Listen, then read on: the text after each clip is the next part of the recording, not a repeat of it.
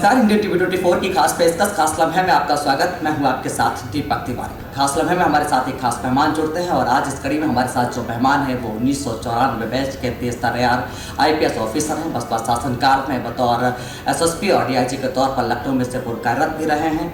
ATS में बतौर DG अपने जिम्मेदारियों का निर्वहन कर चुके हैं और साथ ही केंद्रीय जांच ब्यूरो यानी कि CBI में भी अपनी जिम्मेदारियों का निर्वहन किया है। वर्तमान की बात कर लें तो लखनऊ पुलिस आयुक्त के तौर पर अपनी जिम्मेदारियों का निर्वहन करते हुए एक अलग पहचान कायम कर रखी है। समझ चुके होंगे मैं बात कर रहा हूँ लखनऊ पुलिस कमिश्नर ध्रुवकांत ठाकुर जी की। आज मुखातिब होता हूँ और बातों का सिलसिला शुरू करता हूँ। सर, सबसे पहले आपका बहुत बहुत स्वागत है इंडियन टीवी 24 में। धन्यवाद। सर, पहला सवाल है कि जिस तरीके से आप जान रहे हैं कि चंद दिनों के बाद दीपावली, छठ पूजा और भैया दूज के त्यौहार बहुत समीप में हैं और ऐसे में अराजक तत्वों से निपटने के लिए जो अराजकता फैला रहे हैं उनसे निपटने के लिए किस रणनीति को अपनाया जा रहा है, किस रणनीति पर कार्य किया जाएगा? सर देखिए, दो बातें आपको और आपके माध्यम से आपके दर्शकों से ज्ञान लाना चाहूँगा। पिछले 2 वर्षों से जिस कोविड विभीषिका से हम लोग जूझ रहे हैं, उस कोविड विभीषिका के कारण जितने भी हमारे यहाँ त्यौहार पर्व वगैरह संपन्न हुए हैं तो वो हम लोग कोविड लिमिटेशंस में ही कर रहे हैं, कोविड अप्रोप्रिएट बिहेवियर को ध्यान रखते हुए कर रहे हैं। आपने देखा होगा कि जो कांवड़ मेला था, कांवड़ यात्रा थी, उसको सुप्रीम कोर्ट के निर्देश के बाद रोक दिया गया था। उसका धीरे धीरे हल्का हल्का खुला है। अभी दुर्गा पूजा, रामलीला, दुर्गा प्रतिमा विसर्जन, दशहरा वगैरह कार्यक्रम संपन्न हुए, वो भी हम लोगों ने सबसे संपन्न कराए। 12 वफात का कार्यक्रम था मुस्लिम भाइयों का, उससे हम लोगों ने कई बार मीटिंग्स की। मीटिंग करने के बाद उन्होंने निर्णय लिया कोई जुलूस नहीं निकालेंगे, कोई जुलूस नहीं निकाला, वो भी कार्यक्रम सक्सेसफुल संपन्न हुआ। तो त्योहारों और पर्वों की श्रृंखला में जो अगली हमारी चुनौतियाँ हैं वो 3 हैं, जैसा कि आपने कहा, भैया दूज है, दिवाली है और फिर छठ है। छठ की परंपरा भी पिछले कुछ वर्षों से लखनऊ में काफ़ी तेज़ी से बढ़ी है, काफ़ी भीड़ होती है। पिछले साल जब मैंने as a police commissioner Lucknow join किया था, उसको तत्काल बाद छठ का आयोजन हम लोगों ने कराया था, शांतिपूर्ण हुआ था। तब भी हम लोगों ने कोविड अप्रोप्रिएट बिहेवियर का ध्यान रखते हुए कराया था। इस बार भी हम लोग वही करेंगे। इस बार जो भी छठ पूजा के जितने आयोजक हैं उनसे हम लोग की बात हो रही है, घाटों में सफाई होगी। इसके साथ में हमारे जिला प्रशासन, नगर निगम और सारे स्वास्थ्य विभाग, सब विभागों से मिलकर हम लोग कार्य करेंगे। जहाँ से दिवाली का प्रश्न है, दिवाली में दियों और रोशनी के अलावा पटाखे फोड़ने की परंपरा भी रही है। पटाखों के फोड़ने पर किस तरह के पटाखे फोड़े जाएंगे, ग्रीन पटाखे आ रहे हैं, ज़्यादा साउंड वाले पटाखे नहीं फोड़े जाएंगे और ज़्यादा दूषित पदार्थ पटाखे नहीं फोड़े जाएंगे। पटाखे किस समय सीमा तक, रात्रि 10 बजे तक फोड़े जाएंगे, उसके बाद फोड़े जाएंगे। इस संबंध में माननीय सर्वोच्च न्यायालय ने कतिपय दिशा निर्देश निर्गत किए हैं। उन सारे दिशा निर्देशों का हम लोग पालन करेंगे, कराएंगे। जो पटाखे की दुकानें भी लगती हैं उसके लिए भी, उनकी भी अनुमति की प्रक्रिया हम लोगों ने अभी स्टार्ट की है। हमारे ज्वाइंट से कोई लॉ एंड ऑर्डर के यहाँ ऑफिस के लिए बनाया गया है, सारे लोग अपना एप्लीकेशन दे रहे हैं। हम लोग कोशिश करेंगे ऐसे ही जगह पटाखे की दुकान लगे जहाँ पर कि सुरक्षित हो, किसी को नुकसान नहीं पहुँचे। इसके अलावा आपने देखा होगा कि विगत कई वर्षों में कहीं कहीं पटाखे की दुकानों में, पटाखे स्टोरेज में कहीं विस्फोट हो जाता है और कई बार पाया गया है कि ऐसे जो विस्फोट हुए हैं वो ऐसे दुकानों में जो कि जिनको लाइसेंस नहीं था या जिनका लाइसेंस का रिन्यूअल नहीं था, गलत तरीके से चला रहे थे, चोरी छिपे चला रहे थे। इसके मद्देनजर हम लोगों ने अपने सारे अधिकारियों को, सारे थाना प्रभारी को निर्देश निर्गत किया है, आप अपने थाना क्षेत्र में पता करते रहें, भ्रमणशील रहें, कहीं भी सूचना मिले तो उस पर कार्रवाई करें।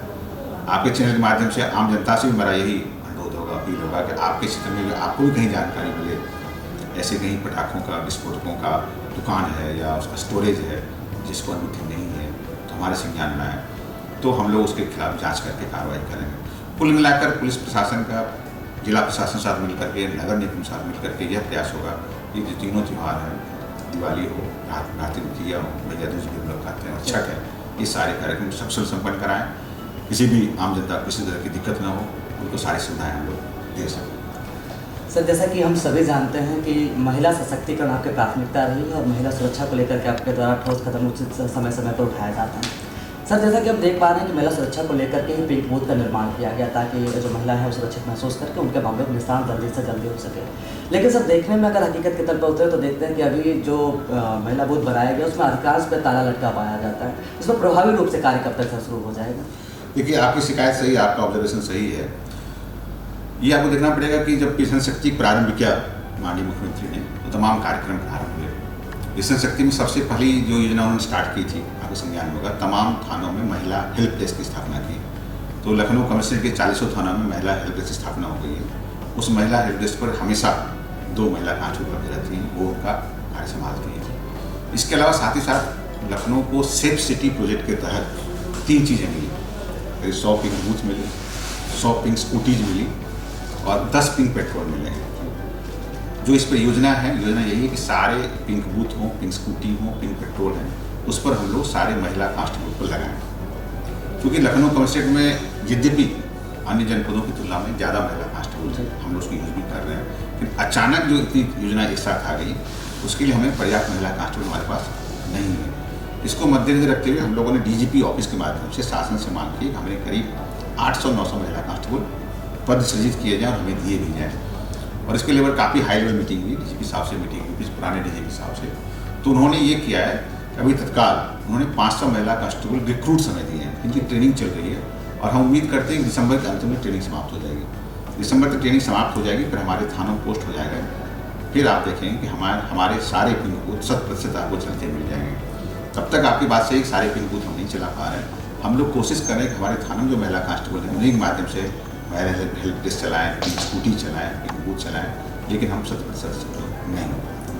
सर यूँ तो आपकी कार्यशैली वाकई काफ़ी सराहनीय रही है, मैं देख भी पा रहा हूँ और सभी जानते हैं सर। लेकिन मैं जानना ये चाह रहा हूँ सर कि आपके द्वारा तत्काल प्रभाव से मुकदमा पंजीकृत करके उसका निस्तारण करने की निर्देश भी दिए जाते हैं, लेकिन सर मैं जो पूर्व में कुछ वारदातें रहीं जो अनसुलझी रह गई, उन बंद फाइलों की समीक्षा कब तक हो सके और उसका निस्तारण कब तक हो सकेगा सर? देखिए, उन जो बड़े महत्वपूर्ण या संवेदनशील या गंभीर अपराध वाली फाइलें हैं उसका समीक्षा लगातार हम लोग करते रहते हैं। इसके लिए खासकर जो हमारे joint CP crime mister Nilabja Chaudhary, वो क्राइम सारे कार्य को देख रहे हैं, क्राइम सारे जैसे अनसुलझे केस हैं उनके भी देख रहे हैं। समय समय मैं भी समीक्षा करता हूँ और मैं आपको आश्वासन दिलाना चाहूँगा कि उन सारे अनसुलझे वारदातों को सुलझाने में जितने भी प्रयास की जरूरत पड़ेगी उसमें हम लोग कहीं करने नहीं चाहेंगे। सर एक अंतिम सवाल और है, जैसा कि सभी जानते हैं कि आपकी कार्यशैली को लेकर के कि सोशल मीडिया पर आप भी काफ़ी एक्टिव रहते हैं। चुनाव करीब है, सियासी बहर बहुत तेजी के साथ बहने लगी है और लखनऊ तो सर केंद्र बिंदु माना जाता है राजनीति के लिए। ऐसे में सोशल मीडिया पर सांप्रदायिक माहौल बिगाड़ने वालों के लिए क्या रणनीति बनाई गई, कैसे उनसे निपटा जाएगा, कैसे इस्तेमाल किया जाएगा उसमें? देखिए, सोशल मीडिया की यूज़ करके केवल सांप्रदायिक माहौल, अन्य माहौल भी बिगाड़ने की कोशिश की जाती है। देखिए, सोशल मीडिया जो टूल है बहुत हद तक पॉजिटिव है, लेकिन कुछ हद तक नेगेटिव भी है। तो इस सोशल मीडिया के इस ज़माने में पुलिस के अधिकारियों की, हम सबकी जिम्मेदारी ज़्यादा बढ़ जाती है। हम लोग हमेशा एक्टिव रहना पड़ता है कि आगे सोशल मीडिया पर क्या चल रहा है, हमें उसका संज्ञान लेना पड़ता है, हमें पता करना पड़ता है कि सही क्या है। मैं कहता हूँ सोशल मीडिया बहुत सारा पॉजिटिव इसलिए, बहुत सारी जानकारी जो हमें अपने पुलिस के चैनल से नहीं मिल पाती सोशल मीडिया से मिल जाती है, तो अच्छी बात है, उस पर हम कार्रवाई भी कर लेते हैं। और यदि कहीं कोई गलत खबर चल रही है तो हम लोग उसका समय से खंडन भी कर लेते हैं। और यदि कहीं लगता है कि जानबूझकर कोई एक मानसिकता से, आपराधिक मानसिकता से कोई खबर फैला रहा है तो उसके खिलाफ हम लोग मुकदमा करके कार्रवाई भी करते हैं, आगे भी करते रहेंगे।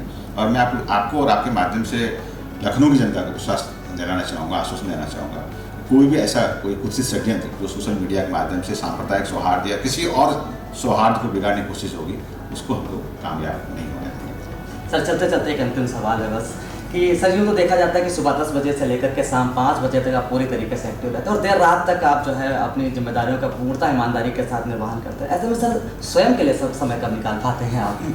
मिल जाता है स्वयं के लिए समय तो मिल जाता है, कभी परिवार के लिए नहीं मिल पाता है, लेकिन ये इस जॉब का साइड इफेक्ट है। तो फिर जब साइड किसी पोस्टिंग में जाएंगे तो परिवार को ज़्यादा समय दे देंगे।